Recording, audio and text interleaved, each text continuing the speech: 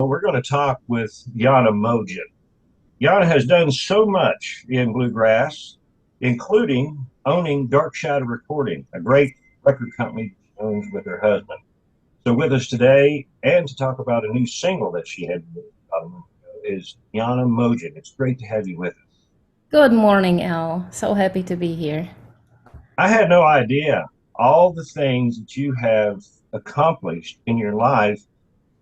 Slovakian born, master's degree, audiovisual media journalism, just amazing.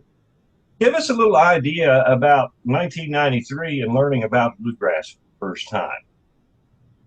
Well, like you said, I was born in Czechoslovakia, then the country split, and that's where Slovakia is now.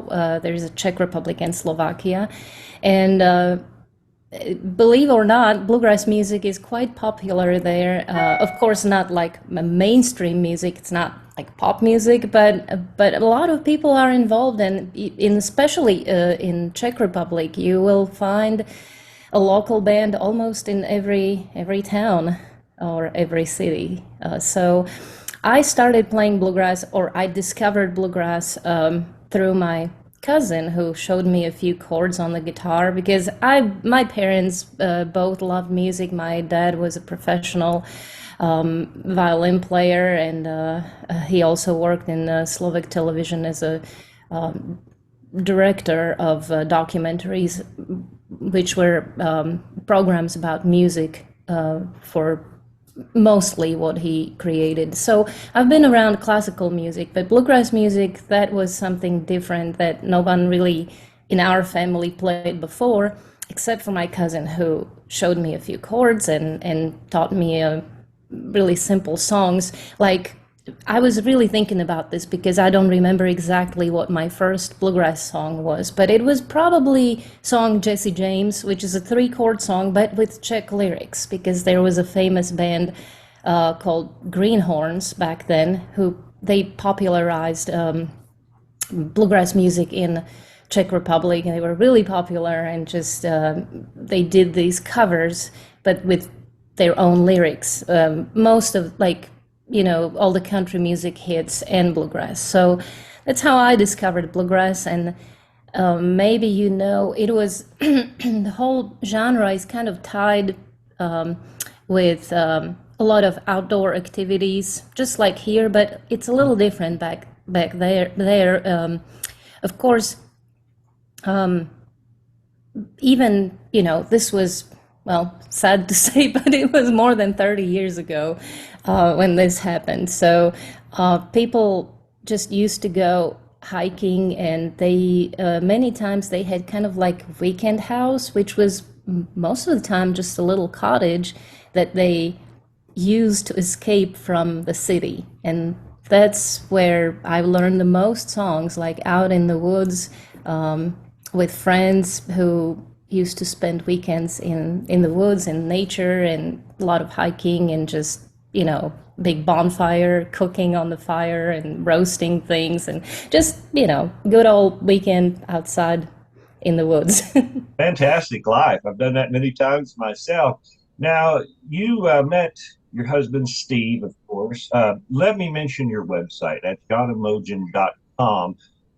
And Jana is spelled Jana, Mougin, Mougin.com. And I didn't realize that you was like the overseas contact for everybody, which would probably, be the way to do it. Steve is busy doing his guitar work, a fantastic musician, and you started Dark Shadow Recording, and you've got quite the roster already on the record company. But you worked with a band called Fragment. Let's mention them right quick, because you was with them quite a while, and you all got some awards and came in the United States. You were in Europe, everywhere. So kind of mention Fragment a little bit, and then we'll move right on up to Dark Shadow Recording. I joined Fragment, the band which was from Czech and Slovak Republic. We had members from both countries in 1993, I believe, and that's the beginning of the era of this band, which was a really successful band. We were all determined to play to learn real bluegrass music with real English words, which was quite a bit of challenge back then, because this was all before YouTube and internet, where you can just Google everything these days. And none of us really spoke English. For example, I started learning English when I was 15 years old in high school, and my English teacher has never been to an English-speaking country. So you can imagine that it wasn't ideal. So every time I had a chance to speak with someone from either United States or England, I would just beg them to write down the lyrics for me. We used to have tapes back then and CDs, and so that's how I learned. But Fragment later on, when we started, we didn't even have access to instructional materials back then, because of course until 1989 it was a communist country, so it was much harder to find resources from anything Western connected. Was much harder to find. But later on, as the borders opened, people started bringing materials. We were getting current CDs back in the 90s, finally. And the band, I was with the band until basically in 2005, we decided to pause because I met Stephen, my husband, in 2002, and we decided to get married. And after thinking about everything, we decided to live in the United States, because he was, like you mentioned, he's a musician, and there are many more opportunities here for him to play. So, but with Fragment, we toured all over Europe, and every year we showcased a couple of times at IBMA, and we found our booking agent there. And every year we spent summer in the years like 2001 to 2005.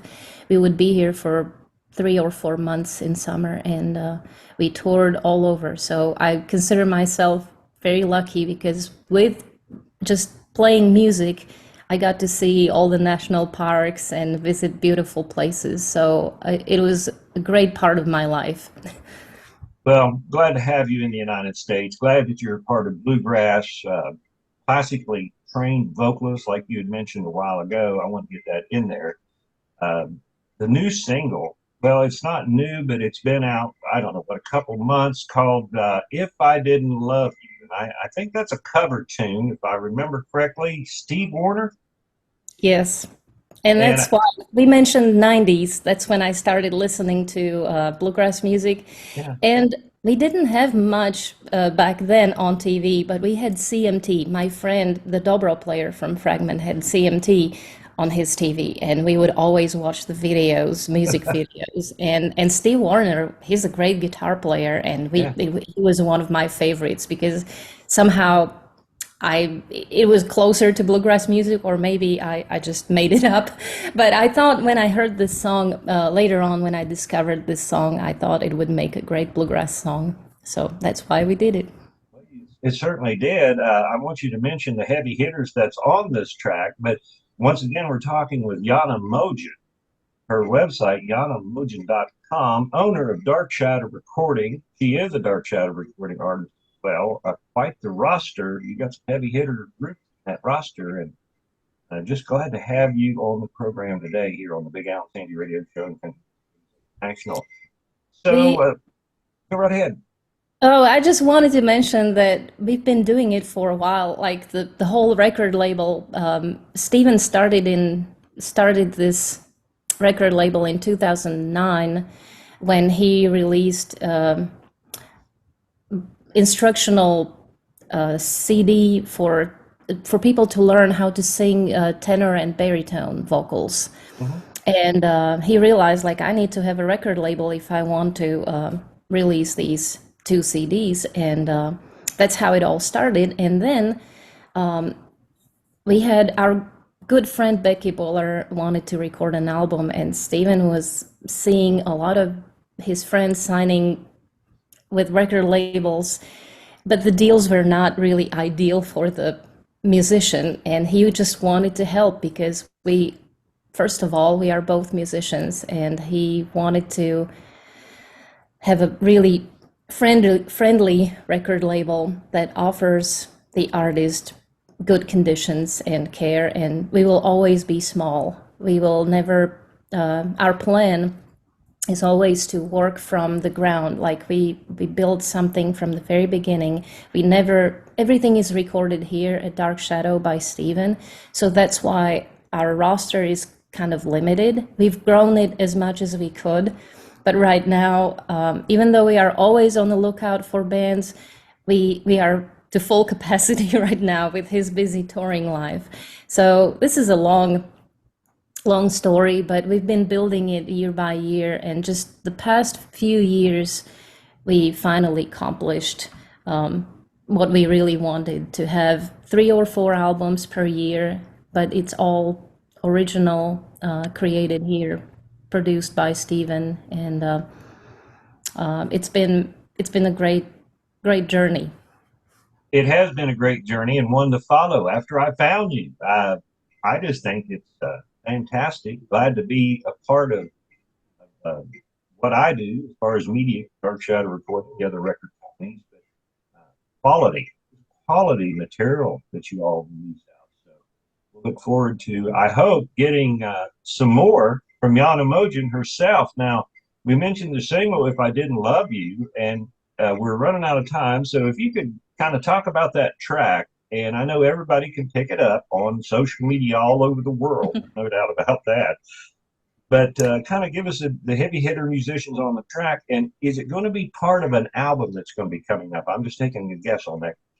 Hopefully it will be a part of an album. I can't tell you when, because of course we are so focused on our artists. Our projects are always on the back burner. So I can't tell you when the album will come out, because we are of course planning. We have so many artists now, and we release their projects biannually. So it's a lot of commitment, and our calendar is full, but we will squeeze this in sometime.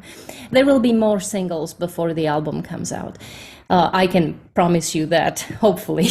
But so I was very lucky because, as you know, many musicians come to our studio, and we had this wonderful band planned on to record on other artists' project. And Stephen knew some of the artists had to travel, like Barry Bales. I don't know how long it takes to come here to Nashville from East Tennessee, but at least 4 hours, I would say. Oh, yeah. So he already, put in all these hours, and so Stephen came up with this idea to record a couple of my singles with this wonderful band, and they all agreed, which was the biggest surprise to me, because that I never take that for granted. So we had a great day, all day in the studio. They recorded 4 songs, and 2 of them are mine. So there will be another single, hopefully soon, as soon as we find a good date a release date for it. Sure. But long time ago, we used to joke with Stephen. When we first got married, he asked me, like, who would you play if you could choose anyone in the world? Who would you call to record on your album? And I was, it was a joke, so I gave him all the names. Like, I would like Ron Block on the banjo. I would like, I listened to Alison Krauss and Union Stations for so long at that point, and I just started naming these musicians my heroes, like Dan Tyminski. And then I met Sierra Hull when she was about 10 years old. I met her here in Tennessee. We played at the festival where her family used to go. So I knew Sierra, and I was just so grateful that she agreed to play on it as well. And then, of course, on my list there was Stuart Duncan. So I can't believe he also agreed to play on it. And my good friend Todd Livingston plays dobro, and we did a little short tour. There used to be a festival, Dobro Fest, in Slovakia, and we played as a trio there in 2007. And I really love Todd. He's such a fun personality and great musician. He's a multi-instrumentalist, and now he lives in Nashville again. So it was easy to get him, and I'm glad he agreed to play dobro on this single. And did I forget anyone? I hope. Oh, and I have a wonderful vocalist, harmony vocalist. Stephen, of course, sang harmony vocals because that's what we do. We are mostly singers and we enjoy singing together. But I've been following Lauren Massidi on social media for several years, and I told Stephen, like, I would love for her to sing harmony because it's kind of like a country tune, and she is a country singer and songwriter. And Stephen got her number through our friend musician, and surprisingly, she said, she would do it. So Wow. I got to meet her, and I've been her fan for several years. So it all came together really well. I totally didn't expect this to be the band, but it happened. And I'm just so happy. And the track came out really well, as expected, but you never know how, until you release it, you always have doubts how people will perceive the music, if they will really enjoy it. But I had really good feedback and many people enjoyed.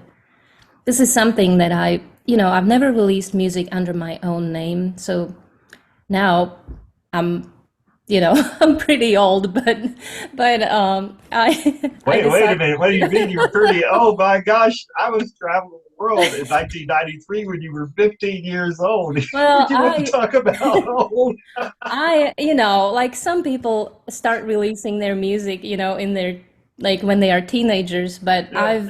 I've had my career with Fragment, then I moved over here and we have a son, Yes. Sammy, and fortunately he loves bluegrass music as well. He plays bass, upright bass, and he also plays a little guitar and mandolin. So he is definitely into music. He plays piano as well, and it's just great that I had a little break in my musical career, and now primarily I work at Dark Shadow Recording, and I love that part because I want to be very helpful to our artists because they need the support. Like I've never experienced this much support when I was a musician on the road. So I want them to have this label as someone they can always text me or call me if they have any questions or if something is happening. And it feels more like a big family. I know it may sound a little cliche, but bluegrass music is that way, and that's what I like about it. Besides just the musical part, I love the community. So it's when we traveled with Fragment, we stayed with many friends. We've done it the bluegrass way. We traveled it in the van, so many times we just stayed with our friends in their houses, and we got to know local musicians and the whole culture, and it was a great experience. And I realized, like, I don't even know if this happens in other genres. I think bluegrass is kind of unique with this hospitality and friendship and the community that everybody plays an instrument who is a fan to a certain level, but you get to jam with them and the standards are out there, so you can, even if you don't speak the language, you can communicate through music because we all know the same songs. So that was the most fascinating part, that many of our members in Fragment didn't even speak English at that point, but they were able to spend hours jamming with American musicians. Well, So I've been in it for over 30 some years, and you're exactly speaking about what has happened all that time back when I was a kid. We stayed at places. It is a very unique, family oriented music. And you're exactly right. That's how we communicate. We communicate because we know the same songs. Music makes friends. You communicate. That's what it's all about. I don't care where you're from. I'm just glad that I have you here with me today, and we can kind of shine some light on some of your story. And you've got a lot more. I wish we had more time, but I think the main thing is getting your story out in a beginning, especially with Dark Shadow Recording, with this single, with artists that you have, and you've got a website. I'm sure it's, would it be darkshadowrecording.com? I'm just going to take a stab at that. Yes, that's exactly just darkshadowrecording.com, and you can see all our artists. I didn't even name all of them, but we started with Becky Buller in 2014. Then we added Rick Ferris. Now we have Laura Orsho, another solo artist. She's with the Poor Rambling Boys, but she recorded the solo project last year on our label, and a new one is, she's working on the new one these days.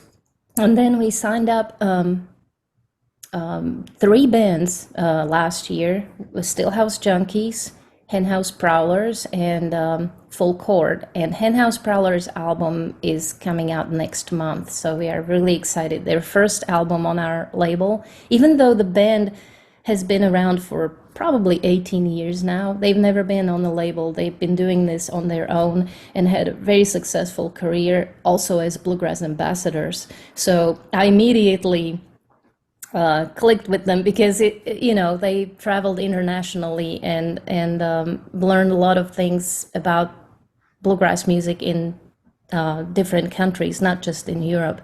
But we are on the same page, and it just makes it, they are great folks and doing great job for Bluegrass generally as a genre. And I'm really glad they just got their IBMA nomination as the new artist of the year, which, after all these 18 years, they are, it used to be called emerging artist, but now it's new artist. So new or old, I'm really happy for them. I'm glad they got the nomination. We are very proud of them. And Full Chord, we just released their first single, and their album is coming out in November. So it will be a busy fall this year. As a matter of fact, I'll be talking with Eric with Full Chord in just a few minutes. Yes, that's they are such a fun bunch. Everybody's a little different in that in the kind of like personality. Different type of personalities. They have a lead singer, great lead singer, Brian, who is also a classical musician, and it's just a great mix of folks playing their own music. Of course, I still consider it bluegrass music because my understanding or perception of bluegrass is kind of wide. I really see the genre growing, and I love traditional bluegrass, but I also know that the genre has to evolve somehow. It's going somewhere, and it's been here for almost, 80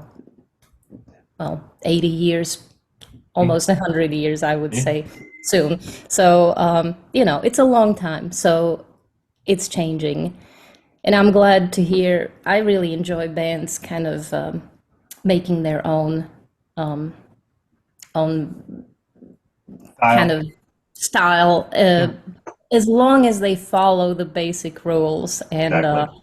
that's the main thing. You can't just, it has to be built on something, and you need to know the genre first to make your own, because if you skip that, it may not come out that well. But there are exceptions, so I'm not saying that it's not possible.